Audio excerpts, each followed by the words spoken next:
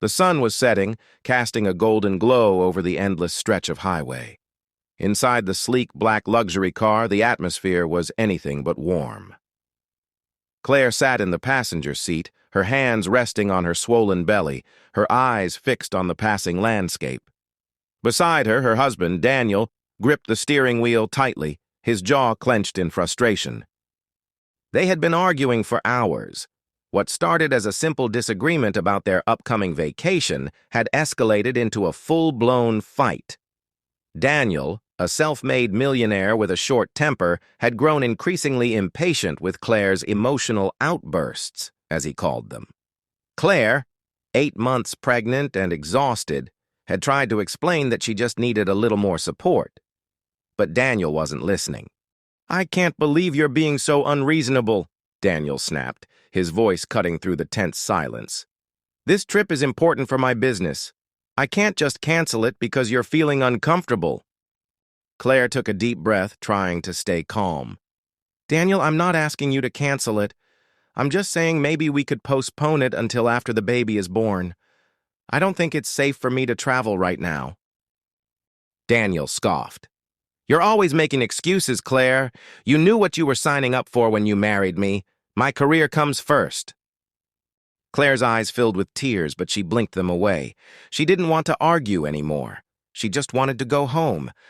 A few miles later, Daniel pulled into a remote gas station. The place was eerily quiet, with only a flickering neon sign and a single attendant inside the small convenience store. Daniel got out of the car without a word and began filling the tank.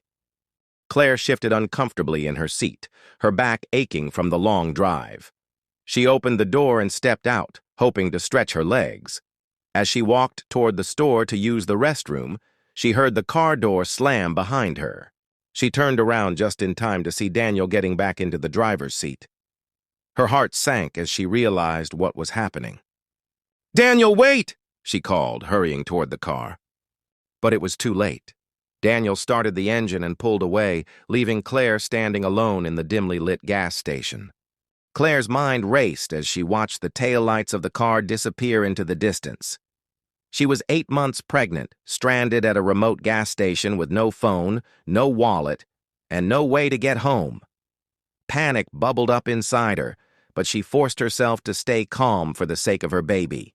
She walked into the convenience store where the attendant, a kind-looking older man, glanced up from his magazine. "Are you okay, ma'am?" he asked, noticing her. "Distress." Claire shook her head, tears streaming down her face. "My husband, he left me here. I don't have my phone or anything. Can I please use your phone to call someone?" The attendant handed her the phone without hesitation. Claire dialed her best friend Sarah, who answered on the first ring. "Claire, what's wrong?" Sarah asked, her voice filled with concern. Claire choked back a sob. "Daniel left me at a gas station. I don't know what to do." "Where are you? I'll come get you," Sarah said immediately. Claire gave her the location, and Sarah promised to be there as soon as possible. As she hung up, the attendant offered her a bottle of water and a chair to sit on. "You're safe here," he said gently. "Just take it easy." Meanwhile, Daniel arrived at the luxurious resort, his frustration with Claire still simmering. He checked into his suite, poured himself a drink, and tried to push the guilt out of his mind. He told himself Claire would be fine. She was resourceful, and someone would help her. Besides, she had overreacted, and she needed to learn that he couldn't always drop everything for her. But as the hours passed, Daniel couldn't shake the image of Claire standing alone at the gas station. He tried to distract himself with work, but his mind kept wandering back to her. Finally, he picked up his phone and called her. The call went straight to voicemail. Sarah arrived at the gas station an hour later, her face a mixture of anger and relief. She hugged Claire tightly, then helped her into the car. "What the hell was Daniel thinking?" Sarah fumed as they drove away. "I can't believe he would do something like this." Claire sighed, leaning back in her seat. "I don't know what to do, Sarah. I can't keep living like this. He's so selfish, and I'm tired of feeling like I don't matter." Sarah reached over and squeezed her hand. "You matter, Claire, and you deserve so much better than this."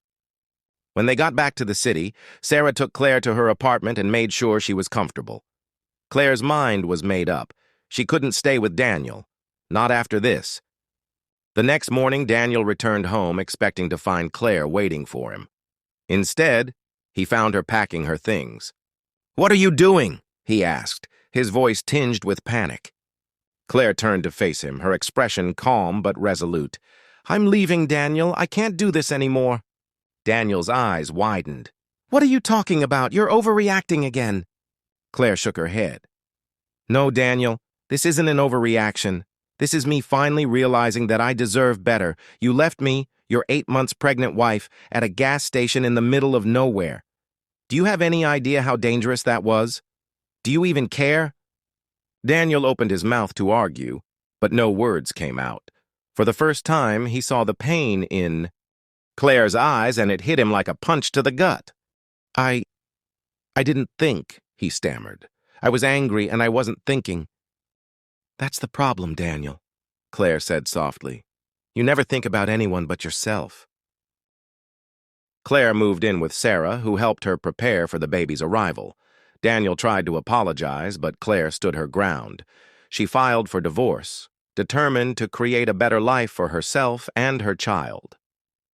When the baby was born, a beautiful, healthy girl, Claire felt a sense of peace she hadn't known in years. She named her daughter Hope, a reminder that even in the darkest times, there was always a chance for a new beginning. As for Daniel, he was left to reflect on the choices he had made.